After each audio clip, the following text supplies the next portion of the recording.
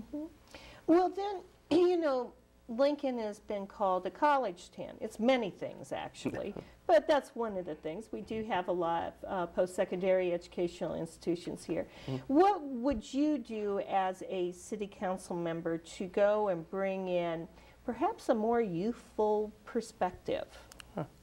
And that's another key aspect. I mean, obviously, I'm 30 years old. My wife and I have been married for 7 years and are expecting our first child. Oh, well, congratulations. Thank you very much. So the foundation of our city is very key, and I don't want to see the youth of this town leave. And I think it's important that we provide avenues that they can enjoy, because obviously we all want good, affordable housing and cost of living to be reasonable and a good wage. But for younger generation, or for younger people, they also need more to do. And I think the prospects of the arena coming to the Haymarket is an excellent thing. Revitalization of older neighborhoods. You know, I'd love to see a movement of more people moving into older houses and making them new for themselves, and doing remodel and revitalizing that neighborhood and growing a community.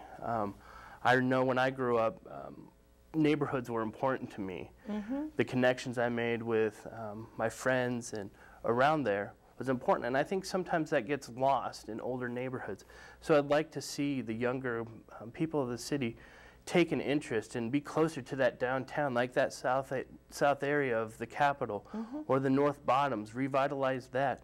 And so they're close to the hub of the city, and that's where, you know, a lot of things happen, and revitalize that Haymarket area so that, you know, offers food and, you know, specialty local shops, bring in small businesses so they're more boutique-y in what they offer, and, you know, have that sense of community and pride that it's not all just chains and franchises. And I think people are looking for unique, and especially the younger crowd, and I'd like to see that emerge. That sounds very good.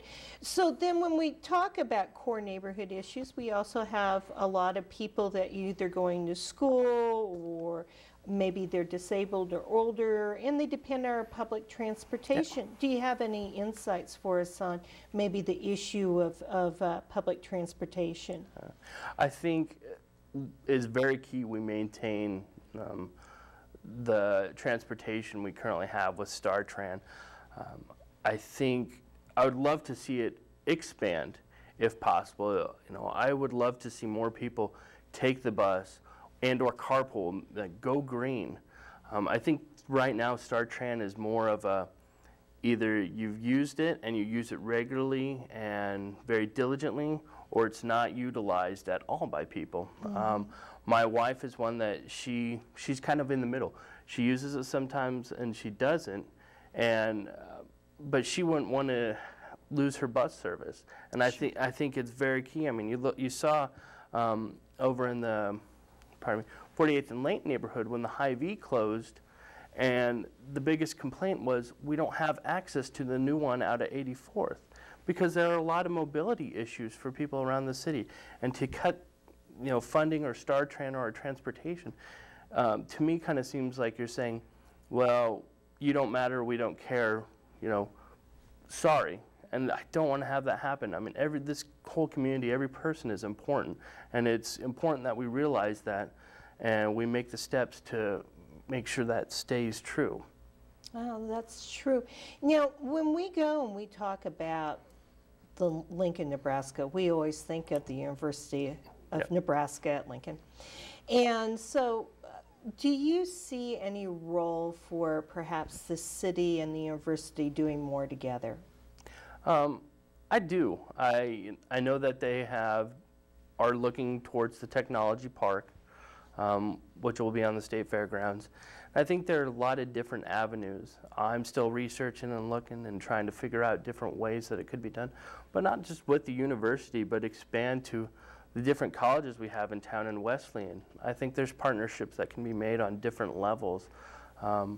Maybe the city partnering up with the university to encourage more businesses to have internships, and maybe some type of incentive like LPS currently has. If you have a student teacher in your classroom, you get points to go towards continuing that teacher's education, higher education for the teacher that's in the classroom. If there's some way like that, like a mentor or an internship that these smaller businesses, that you could provide to students or even smaller businesses, like people coming out from the university that want to try to go on that crazy endeavor of starting their own business, which I know full well, setting up a mentor in that in the community, and rewarding that person somehow and trying to help them, because in the long run, it's going to pay off, because that small business will hopefully grow, and then down the line, they'll do the same thing 10, 15, 20 years down the line when they're successful themselves. So. Yeah, growing small business is really important.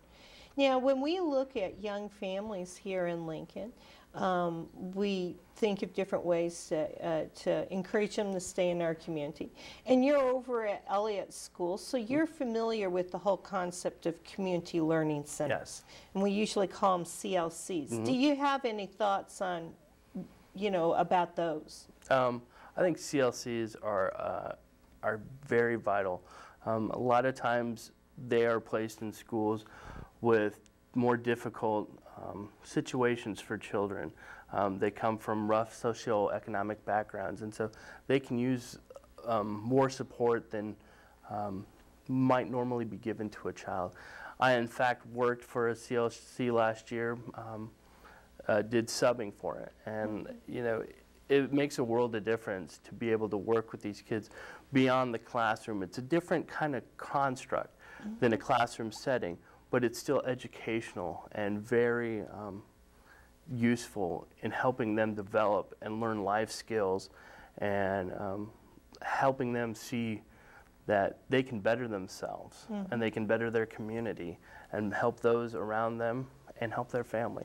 And so I think the idea of CLC is an absolutely fabulous idea.